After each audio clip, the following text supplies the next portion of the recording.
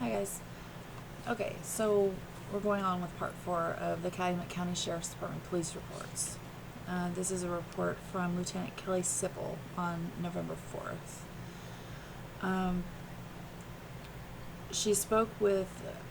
Lieutenant Sipple spoke with Jerry Poggle, who provided me a list of telephone numbers from TDS Telecom. These numbers would have been long-distance phone calls placed from Teresa's phone number. The phone calls date back to December of 2004. And then it is just her going through, trying to make contact with each of these phone numbers that she was provided by Sheriff Poggle. The first one that she called was Bradley C.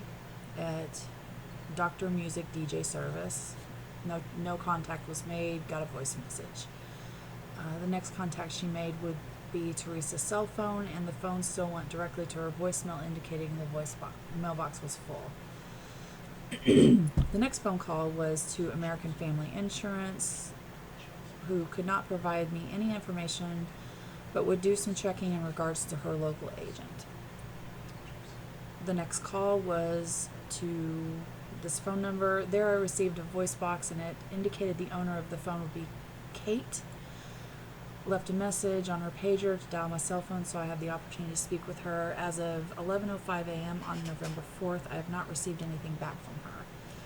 And so far, I have not come across anything saying that she ever did receive contact back from this Kate person. The next phone call was to a fax machine. Then the following 3 numbers, also for other fax machines. Then contacted Jennifer Rosen. Asked her if she was familiar with Teresa Hallback. She indicated to me no. She said that she was trying to rent out a duplex, but she stated it would have been after July. They did try and sell a truck back in July through Auto Trader, and that is when they possibly would have had contact with Teresa. The next phone call I made was to this number, received a voice machine with a male's voice, and the name would have been Fourthsk, Foertsch. I did leave a message on the machine. Next call was to a fax machine. Next call was to a voicemail with no information on the message as to who the owner of the phone was. Placed a call to Boca Raton, Florida at this phone number. Should be noted that there were 3 phone calls to Boca Raton, all fax machine. Next call was to another fax machine, then called this number. It was Kathy at Pulaski Vet Clinic, and apparently she found out through some investigating that Teresa had had a cat at their clinic at that time, and she was referred to the Sherwood Vet Clinic. Next call was to another fax machine. Next call was with an individual by the name of Ben Mayer. He's been a friend of Teresa since college. He indicated to me he had last seen her approximately 2 weeks ago on a Saturday night at the Cock and Bull Bar. He indicated they do get together there fairly often. He was one of the people who was with a bunch of friends putting out flyers for Teresa. The next call was to this number. I made contact with the voice message box, but there was no name attached to the box. There's several of these apparently. Next call was to Hireman Printing. She may have done business with them at some point in time. Last phone call was to this number. I received a voice machine with no information. Lots of interesting. I'm not really sure why Poggle had her calling those numbers, going all that way back. But like all the way back to December. So almost a year. And why only those numbers? I'm not sure. All right, this is a report from John Dietering on November 4th. On Friday, November 4th at 1100 hours, Captain Paul Rush brought me information regarding a phone call he had taken from Rachel Haggs, who is employed with Auto Trader. He did call back and speak with Miss Haggs.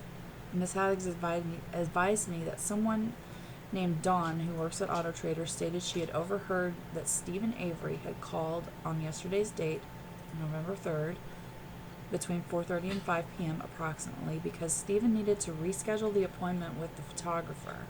Stephen indicated that the photographer had not made the scheduled meeting on Monday, October 31st. Excuse me. According to Rachel, Stephen indicated that the photographer, Teresa Halbach, had called and indicated that she could not make the appointment on Monday, the Monday appointment. According to Rachel, there's a record for an appointment with Janda on 31st of October. Rachel went on to indicate that Stephen stated Teresa had contacted him on Monday about this matter.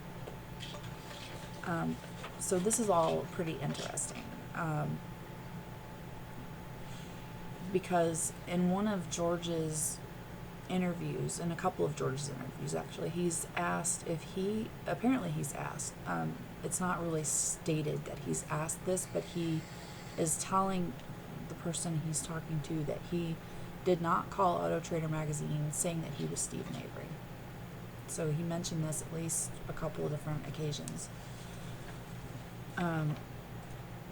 Which I think could possibly be referring to this right here, because there's probably no record that Stephen called Auto Trader on November 3rd.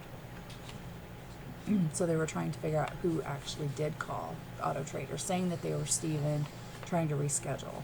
Whoever this person is right here is probably the person that's trying to set Stephen up. They're probably the person that's trying to frame Stephen. So this is a really important call here to find who actually did make this call. Really important. Rachel indicated that a subject named Scott had called Stephen, and I don't know which Scott this is referring to, Taddick or Blodorn, had called Stephen regarding Teresa Halbach, and apparently was under the impression Stephen was not happy about being accused of stuff. And, you know, this is on page 38. So check this page out, guys. This is important stuff right here, I think. So if we can figure out who that was that actually made that call, we'll have some pretty good information. Okay. Now we go on to Wendy Baldwin. Wendy Baldwin, on November 4th, she was asked to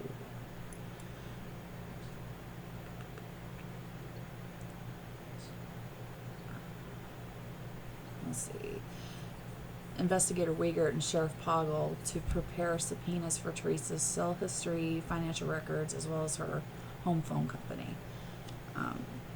And so she said there was also a subpoena prepared for TDS Phone Company to obtain the records for Teresa's home phone line, which I think might be interesting later on when we're talking about that phone number that we don't know what, from that fax that Teresa sent to Auto Trader at 12:30 in the morning on October 31st.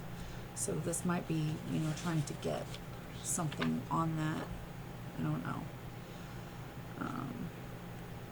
At approximately 13:19 hours, Sheriff Poggle and I arrived at Lakeshore Aviation. We met with Kurt Drum and proceeded to fly over the last two known locations where Teresa Halbach had been on October 31st. We searched the area until approximately 17:54 hours. Okay.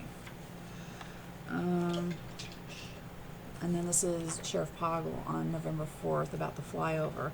He says, we specifically were unable to locate any vehicle similar to that which was being driven by Teresa Halbach when they were flying over the Avery salvage, which, you know, I watched that video several times of the flyover, the actual flyover, not the news later on. I watched just the beginning part where it's Poggle and Wendy Baldwin with Curtis Drum in the airplane. doing their flyover, because it zooms in, out, and it's shaking, and it's just in the wrong places, it seems, you know. But they flew around and around and around the property over where the pit was. So if they were specifically looking for Teresa's car and were unable to find it, they probably had a much better view. And that's why I think that this is interesting, that this flyover on November 4th with Poglin and Wendy Boblin, they didn't find her car there. They did not see it there. I think that's interesting because it might not have been there on the 3rd. So, okay, investigator John Dietering on November 4th, he says he had contact with a representative of Singular Wireless regarding a court order that was prepared by Investigator Boblin and facsimile transmitted to Singular Wireless. Singular Wireless folks advised me that they required an eavesdropping warrant similar to a Title III wiretap warrant in order to access any voicemail records. Okay, voicemails, huh? I would love to hear any voicemails, and this probably has something to do with voicemails that were still on her phone that weren't deleted yet, that she hadn't checked, maybe, or the ones that were saved. So as far as whether they got that eavesdropping warrant or whatever, I don't know. I haven't gotten that far yet, so I haven't seen it yet. Okay.